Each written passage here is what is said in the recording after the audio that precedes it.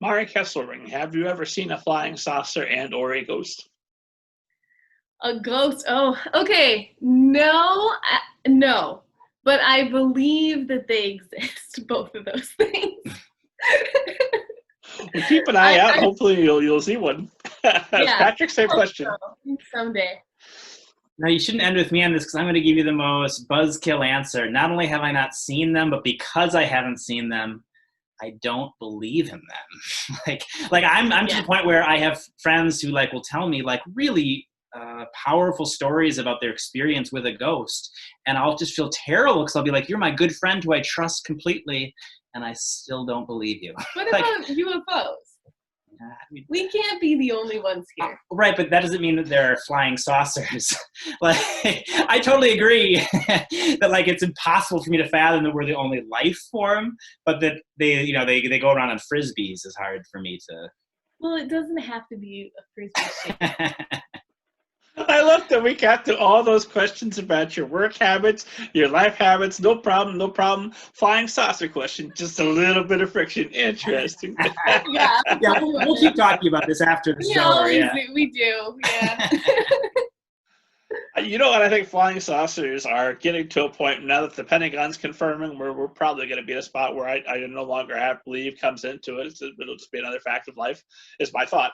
But doing this podcast, I've heard enough ghost stories, and I'm starting to come around on ghosts. Interesting. I thank you both so much for being here this evening. It's been a wonderful conversation. I'm going to end with last question, and we'll call it a night because I know we're right up against that deadline we set. Oh, yes. Could I do one quick little personal plug? Yeah, go ahead. Oh, yeah, you've got a workshop coming up, and I totally forgot to cue you up. Please. I want to mention I'm teaching a class. It's completely virtual, so anyone from the United States, or I suppose the world, could sign up for this course. And it's through the Loft Literary Center, which is a Minnesota-based nonprofit. And so you can go to their website, which I believe is theloft.org, or you can also check out my Twitter to see I've been posting about it, but it is called The Journey to Publication, Tips and Tricks for Kid Lit Authors. So I'm going to be talking about some kind of best practices that I've seen for authors who are interested in getting published. The nice thing about the course is it's kind of a go at your own pace. There's no set time where you have to be online, just kind of a list of things to do each week and some information from me.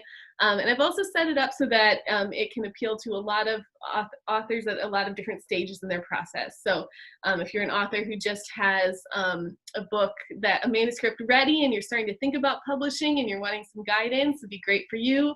If you're working on a project right now and you're not quite ready to be looking at publishing, but you kind of want to start looking ahead to that, it can be a really great motivating and helpful resource for you. So again, it's with the Loft Literary Center, and it's called The Journey to Publication.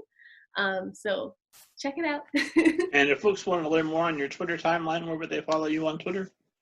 My Twitter is just my first name and my last name, Mari Kesselring, so you can find me. Patrick, where would we find you on Twitter?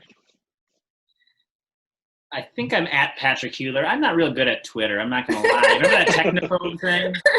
I pretty much break the whole author rule, which is that I end up retweeting political things. So if you don't want to, if your politics aren't mine, maybe don't go there. But I'm active actually mostly on the Book of Face. That's what I call Facebook. I have my own author page there and do quite a bit of promotion there. That's where I go off about politics, so. Gotta have an outlet. And then, of course, everyone can find you at patrickhueller.com. Is that right? Yep, that's right. So my last question is always some variation of if you could go back and give yourself, a younger version of yourself, some crucial bit of advice that would have made a difference, it would have made your path easier and might make an easier path for all the writers and would-be writers who are listening to us. Aside from, make sure you sign up for Mari's workshop. That's going to be essential stuff. What would you like to go back and tell them? I'll let you guys decide who goes first. Do you have an answer? You go first. Okay. Do you have an answer though? I do. Okay, Yeah. you go first. Okay, this is something that I got from one of my writing teachers several years ago. But what she said was, when you're writing a story and you're stuck and you're trying to figure out, should I have this happen or should I have this happen? I just can't decide, what do I do next? Should I do this or should I do this? And the way she put it is, should I do A or should I do B? She said the answer is almost certainly neither. You should do C. You should come up with a different way. So when you're at a crossroads and you think, should I do this? Now, if I do this, then I'll be shortchanging this character. But if I do this, forget that and come up with a brand new way of doing it. And that has just been a really, really helpful insight for me as a writer, that I almost always, if I'm just hitting my head against the wall trying to figure out what to do, I'm even if I don't even realize I'm doing it consciously, I'm giving myself too few choices. And so if you're choosing between A or B, forget it, choose C instead.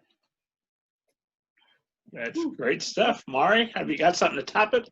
Love that. Probably, I don't know if it tops it, but mine's sort of more like, it's writer advice, but also kind of career advice. So if I could go back and tell myself, here's a little bit of advice for you, I would tell myself to speak up. I think it's really common for writers and editors to be people who are a little bit more reserved or introverted or shy. And because of this, they sometimes have a hard time kind of, showing their talents to the world. And so I think that that's something that a lot of writers and editors don't really realize. And that's that, like, you're gonna have to come out of your shell a little bit, and that, it's worth it. It's really worth it. And you can start on the writing side. You can write out, what your thoughts are, but eventually you're going to have to stand up and say them. And because that's really how people listen. So I think that, so I would just say, speak up and, and ask questions and learn, and don't, just don't box yourself in. Be open to all opportunity.